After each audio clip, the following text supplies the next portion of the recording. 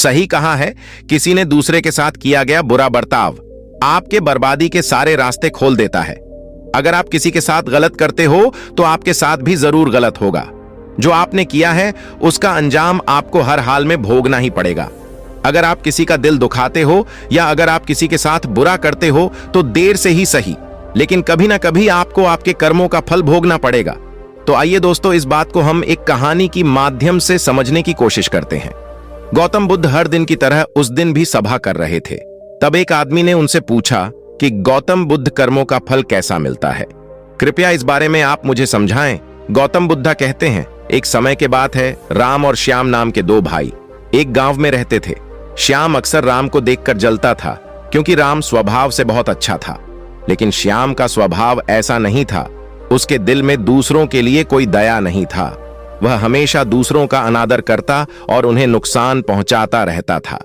धीरे धीरे काफी वक्त गुजर गया। राम श्याम के माता पिता अब इस दुनिया में नहीं रहे। राम ने खूब अच्छे से उनका अंतिम संस्कार किया और गांव वालों को भोजन के लिए आमंत्रित किया और ब्राह्मणों को दान दक्षिणा देकर उनको विदा दिया। वह हर साल माँ बाप की बरसी के लिए राम हर साल पंडितों को दान देता और भोजन कराता, लेकिन श्याम को यह बात पसंद नहीं। वह उसे अभी भी देखकर जलता। अगले साल राम ने राजा को बुलाया और राजा के सामने पूरे गांव को खाना खिलाया और दान दिया ताकि उसे माँ बाप स्वर्ग में खुश रह सके। यह सब देखकर राजा श्याम से बोलते हैं, श्याम तुम्हारा भाई तुम्हारे माँ बाप के लिए इतना कुछ करता है, तुम यह सब क्यों नहीं करते? क्या तुम्हें समझ नहीं है कि तुम भी अपने माँ बाप के लिए कुछ ऐसा ही करो? श्याम में कुछ नहीं बोला और वहां से चला जाता है। वह इस बात को लेकर गुस्सा होता है कि आज राम की वजह से उसकी राजा ने बेइज्जती कर दी। वह अपने अपमान का बदला लेने के बारे में सोचता है और अगले दिन एक ढोंग करना शुरू करता है।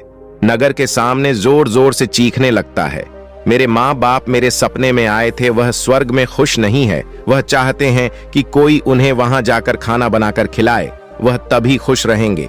उन्होंने मुझे सपने में कहा था, राम को मेरे पास भेज दो, वो उनकी बहुत सेवा करता है, वह इसके साथ बहुत खुश रहेंगे।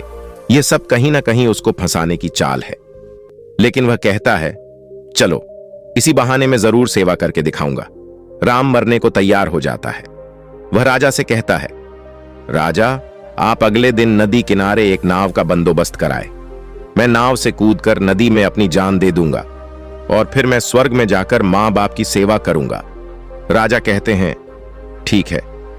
अगले दिन ये सारे बंदोबस्त कर दिए जाएंगे। राम नदी में कूद जाता है और सारे गांव में सबको पता लग जाता है कि अब राम इस दुनिया में नहीं रहा। अब वह भी मां बाप की सेवा करने के लिए स्वर्ग चला गया। श्यामा बहुत खुश था कि उसका इकलौता भाई दुनिया में नहीं रहा। जो भी राजपाट और जमी है, अब वह सब उसका मालिक बनेगा। धीरे धीरे काफी दिन गुजर चले। एक दिन अचानक से राजा के दरबार के बाहर राम बैठा होता है और जोर जोर से रो रहा होता है। राजा के सिपाही दरबार में ले जाते हैं और बोलते हैं, यह चमत्कार कैसे हुआ? तुम जिंदा कैसे हो? यह सब क्या बला है? फिर राम बताता है, मैं स्वर्ग में गया था, मैंने वहां देखा, लेकिन मेरे बाबा अब भी खुश नहीं है। वह मेरे पर गुस्सा हो रहे थे। उन्होंने मुझसे बोला, तुम्हें वैसे खाना बनाने भी नहीं आता, तुमसे अच्छा तो श्याम है, वह अच्छा खाना बनता है, इसलिए तुम जाओ और तुम उसे भेज दो। राजा श्याम को बुलाते हैं और सारी बात बता देते हैं कि तुम्हारे भाई ने तुम्हारे माँ बाप के लिए इतना त्याग किया है, लेकिन अब तुम्हारी बारी है क्या? तुम उनके लिए ऐसा कुछ नहीं करोगे। शाम को अब ना चाहते हुए भी आखिर यह काम करना ही पड़ा है। अगले दिन फिर से सारी तैयारी कराई जाती है, लेकिन राम ने सोचा कि अगले दिन में जाऊंगा ही नहीं, अगले दिन में शहर छोड़कर कहीं चला जाता हूं। फिर राम ने राजा को सारी बात बता दी थी। दरअसल वह जिंदा कैसे बचा, उसने पहले ही मछुआरे से अपनी बात कह रखी थी कि वह उसकी जान बचाएगा। मछुआरे उसकी जान बचाई और वह 1 महीने तक नगर के बाहर रखा और सही वक्त आने पर राजा के दरबार में उपस्थित हुआ। वह वैसा सिर्फ उसको सबक सिखाने के लिए करना चाहता था। राजा बोले, चलो अच्छी बात है, लेकिन उधर श्याम नगर छोड़ने का प्लान बना चुका था कि अगली सुबह वह वहां नहीं जाएगा। वह रात के अंधेरे में घर छोड़कर भाग लेता है। सिपाही उसे देख लेते हैं और उसे रोकते हैं। वह द्वारपाल के साथ लड़ाई करता है और एक को धक्का देकर वहीं गिरा देता है और पत्थर पर गिरने की वजह से उसके सिर को चोट लगती है और एक सिपाही वहीं मर जाता है। आखिरकार यह सारी बात राजा को पता लग जाती है। राजा उसे माफ करने वाले थे, लेकिन वह अब और गुस्सा हो जाते हैं। फिर अगली सुबह उसे नाव से वैसे धक्का दे दिया जाता और वह उस नदी में डूब जाता है। अब उसे अपनी गलती का बहुत अफसोस होता है कि यह सब उसने यह क्या किया। जिंदगी की आखिरी मौके पर भी वह दूसरों का बुरा ही करना चाहा और आखिर में उसे भी अपने जान से हाथ धोने पड़े। तब गौतम बुद्ध समझाते हैं, कर्मों का फल ऐसा ही होता है। बुरे इंसान को आखिरी वक्त तक सही और गलत की पहचान नहीं होता। जिंदगी ऐसी ही नहीं चलती। जिंदगी समझने की चीज है। उसने महात्मा से पूछा, कर्म कैसे बनते हैं?